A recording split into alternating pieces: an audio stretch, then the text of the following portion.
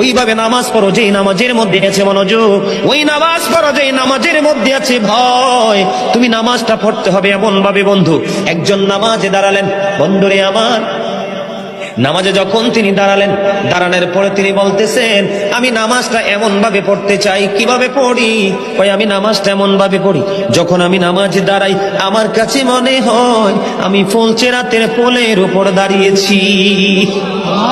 একটু যদি নড়বড় হয় আমি জাহান্নামে নিক্ষিপ্ত হব। তার মানে হলো আমি এতটাই মনোযোগের সাথে নামাজ পড়েছি যেন আমার নামাজটা বিন্দু পরিমাণ কোনো আংশিকভাবে যেন অগ্রহণযোগ্য বলে আল্লাহর কাছে গৃহীত না হয়।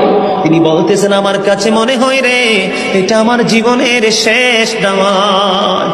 আমি এতটা ভয়, এতটা আতঙ্ক নিয়ে, এতটা তাকওয়া নিয়ে নামাজ পড়ি, আমার কাছে মনে হয় আমার পিছনে যেন আজরাইল দাঁড়িয়ে আছে, ডানে বামে সালাম ফিরাতে দেরি রে, আমার কাছে মনে হয় আমার প্রাণ পাখিটা কেড়ে নিয়ে যাবে। আমি যখন নামাজে দাঁড়াই আমার কাছে মনে হয় আমি যেন বাইতুল্লাহর সামনে দাঁড়িয়ে আছি।